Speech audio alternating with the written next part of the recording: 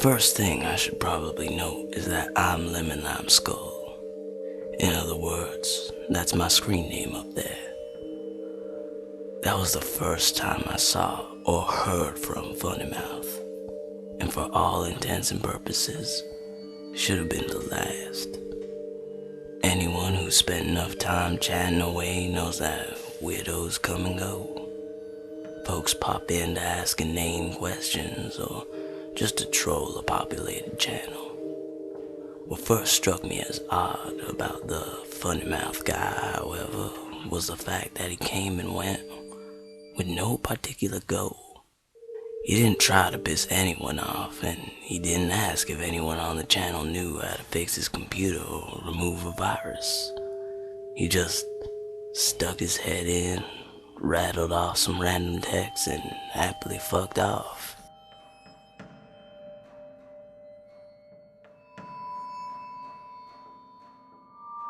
I don't know what results I expected from following this guy to another channel. I'm not the type that goes out of his way to ignore or argue with people. I usually avoid it at all costs, though once someone starts with me, I don't mind getting into it at that point. I guess what I'm saying is, I have no idea why I pursued this. He was sitting there in the channel by himself.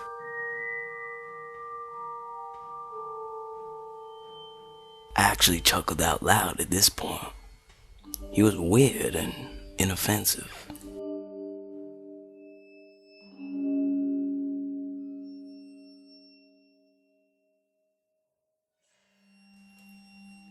And with that, I left. The act got old fast, and I felt either this was someone trying too hard, or a legitimate moron who was unaware of how to properly use a chat program. Sitting idly by yourself and popping into other channels for a split second seemed like a desperate bid for attention. I might have done that and laughed my ass off in or around the 90s, but yeah, stupid.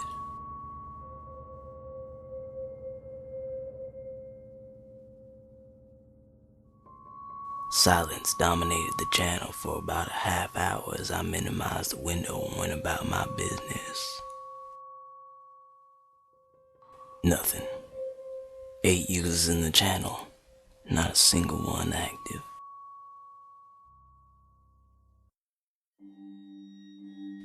It took me a few seconds to see it. Funny Mouth again. Staring again. I physically slumped my shoulders with a "not this shit again" sigh. Then I noticed he wasn't in the channel.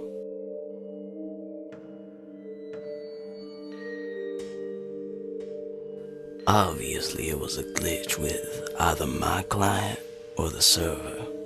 The message was kicked up from earlier in the night at random. These things happen. Still, it creeped the hell out of me.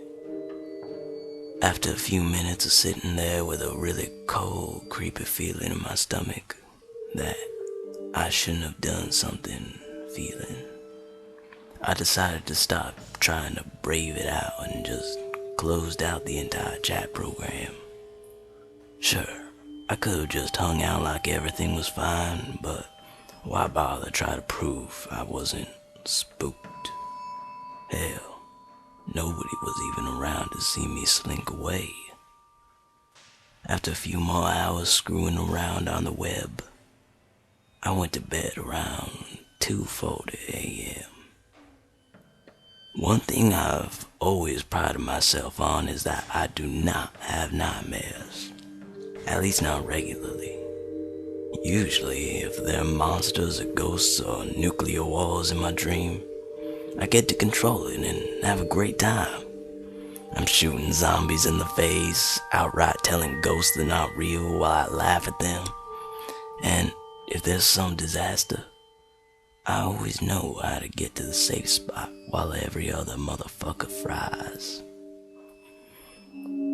I've had maybe 4 actual nightmares in the past 10 years, and yes, I'm completely serious.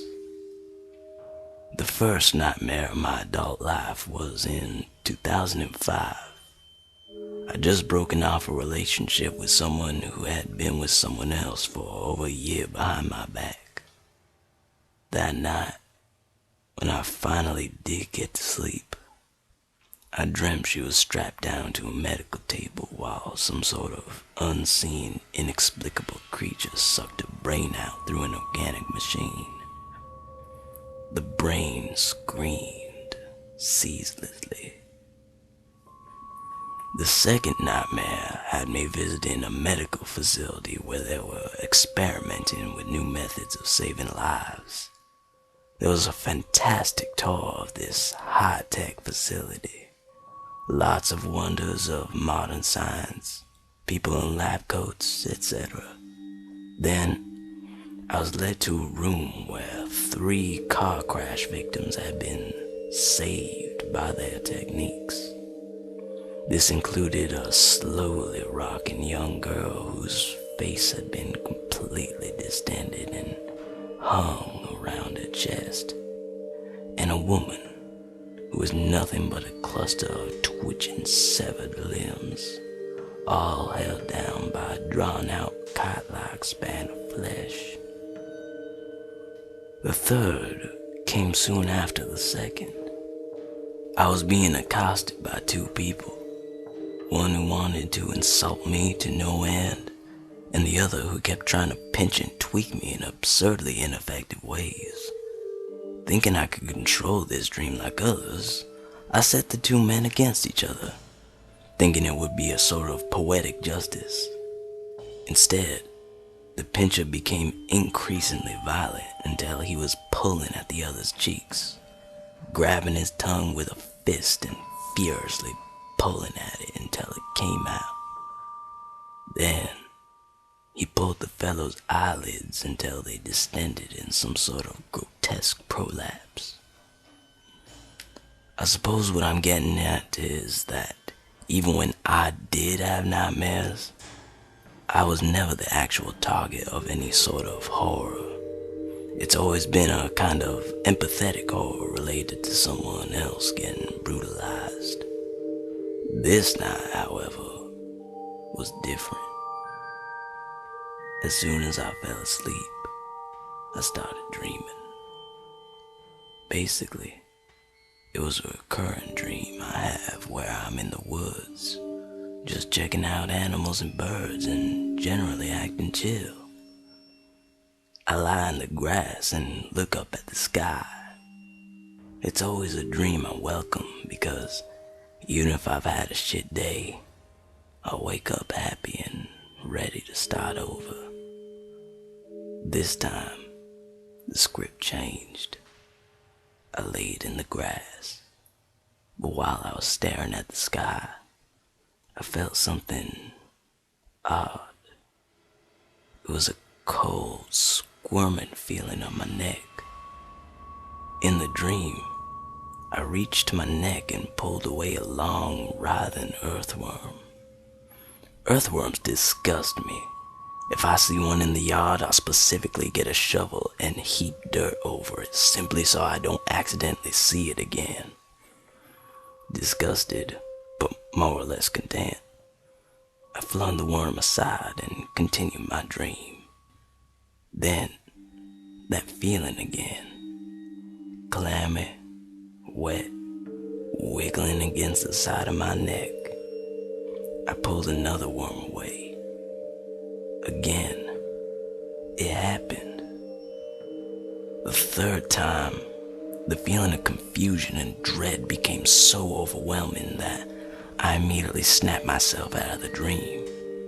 That's what usually happens when shit gets real in my dreams. Game over. I figured it out though. At least I thought I had. In the waking world, I felt my neck and discovered a slick, slimy film on my skin. Logic dictated that I must have been drooling in my sleep. Nothing to be proud of, but not exactly terrifying either. My dreaming mind must have translated the icky feeling into an appropriate creature in the forest dream. Perhaps more unsettling, though, was the fact that the bed around me seemed to have indentations. 4 to be exact. It was almost as if someone on hands and knees had been hovering over me as I slept. There was any number of reasons that could have happened, but from then on that night, I slept very lightly. Any little thing like the sound of the ceiling fan would wake me straight up. I had no real interest in going back to the woods that night. When morning came around, I got ready to take off, to get out of the house and shake the cobwebs out. I only planned to check my email real quick to make sure I didn't have any pending transactions or questions I had to answer.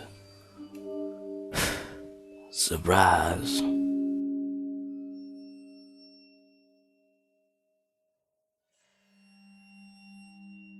As you probably recall, I hadn't given this asshat my email address. However, logical answer, someone else on the channel must have. He obviously came back to reference sales, asked someone who I was, and that douchebag completely betrayed me, knowing I don't give out my personal contact info. Although the email was dated 2/40. That was pretty much the moment I went to bed, when everyone on the channel was still idle. Even though I well and truly knew I was taking some sort of bait, I responded. It was clear and to the point. There was no mistaking the message I was sending, and though it was snippy, I wasn't goading him into replying by starting a flame war. But of course,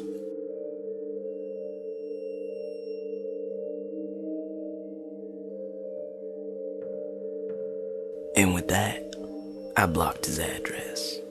Really, I should have done that in the first place, but I still had some sick sort of interest in exactly where this was going.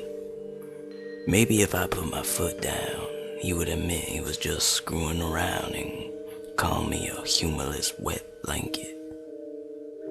When I saw it was just the same old bullshit that gave me the green light to go ahead and shut the guy out.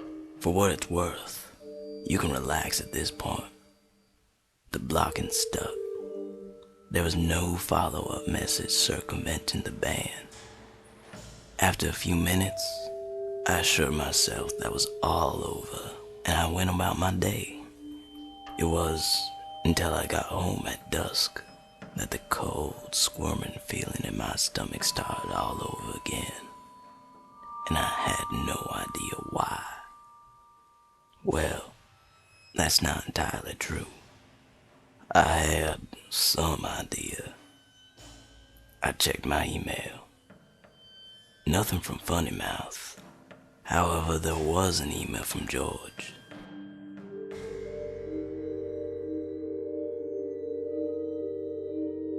I let out a string of curses. Downtime meant lost sales, and I'd been out all day with no way for George to contact me. If I'd been a little less strict with my personal info, he could have just called me. I loaded the site and waited for some sort of error screen. Instead, it began to reroute to another page. Blood.com.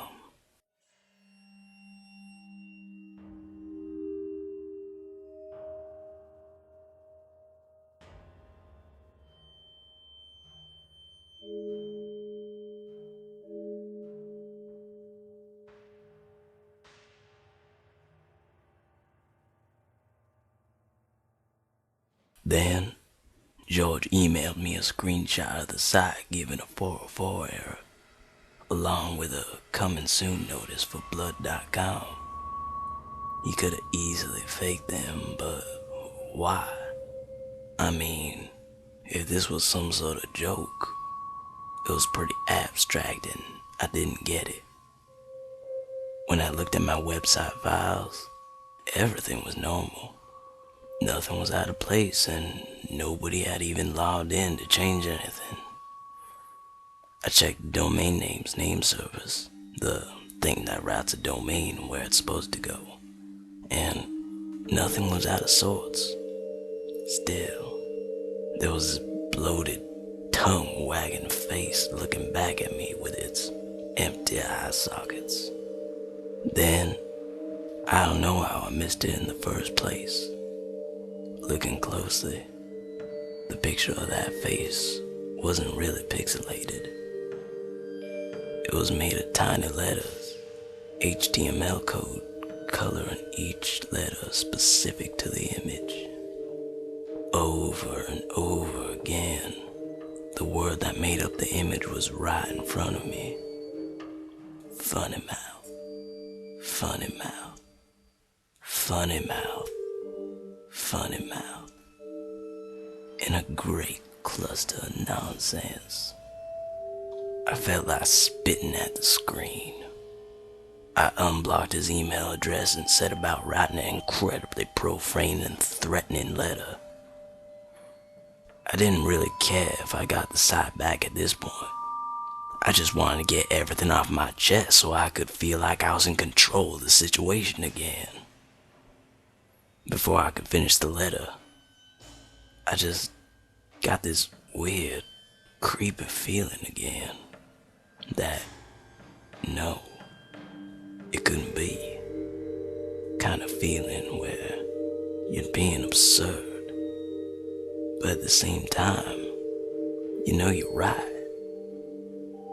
I stopped hacking out my death threats and checked the inbox. I see your handsome face.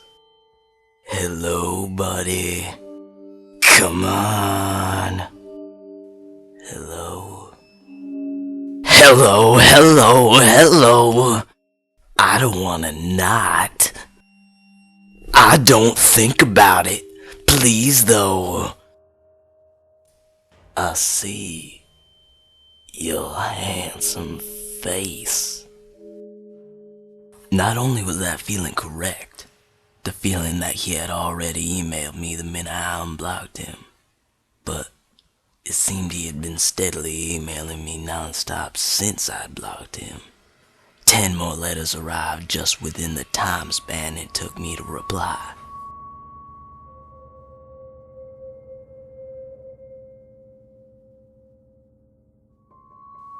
I was getting a stress headache. My heart was pounding, not from fear, but rage. This was probably the most absurdly infuriating person on the internet, and that's saying a lot.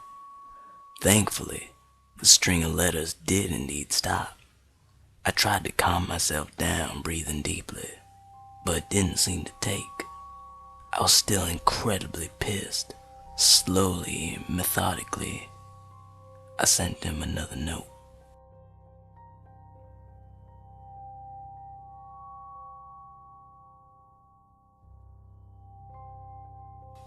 I waited. I thought about how I'd conquered my anger, and that this measured response was really the best way to go about it.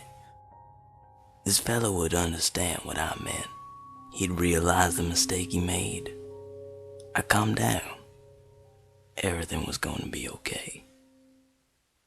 Then,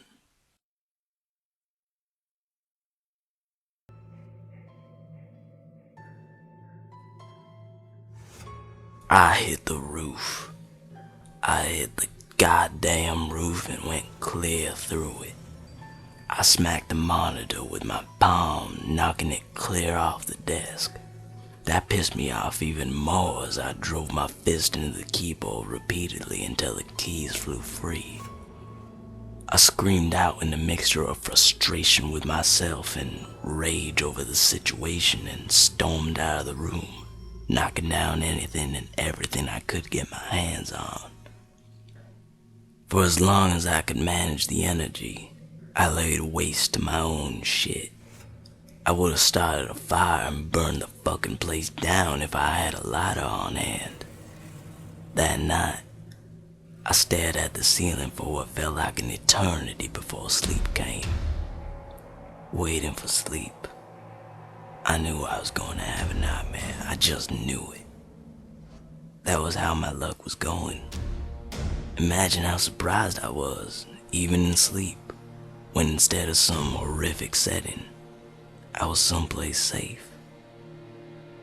The woods. I laid in the grass again. I felt the relaxation. I knew, even my subconscious knew, that everything would be okay. No matter what setbacks life threw at me, the world would go on. Nothing was permanent. Everything was in transition. Nobody could really get to me. I felt the squirming against my neck. Nope. No dice. Nothing could spoil this right now. I ignored the worm. It would go away. I felt the squirming move to my mouth. Now, I couldn't will myself to awake. Every other time I'd been able to decide to wake up, but it seemed like that opportunity had now passed. Then, it wasn't a worm. It was a finger, then another, then more until 4 slimy, squirming digits were locked around my teeth, clutching my lower jaw. It didn't hurt when it happened. It was just sort of like a pop, more pressure than pain. It was quick, and before I even knew what was going on, it was over. I then managed to force myself awake. I sat up, got to my feet in complete darkness. Feeling my way around the walls, I made my way to the bathroom. There, I finally flicked the light switch. I stood before the mirror, rubbing my eyes as the harsh light blinded me. I stared into the mirror for minutes on end with no reaction. No feelings. No thoughts. Then, I smiled. I smiled as best as I could. Now that my jaw was completely broken, hanging loose around my neck, my tongue lolled out listlessly, like a paralyzed gooey slug. My teeth weren't rooted in anything but threads of flesh, and I could pull them out by hand with about the same discomfort as a needle prick. I laughed, the halting sound coming out like the gurgle of a backed up sewer drain. What a handsome face. What a funny mouth. A funny mouth. A funny mouth.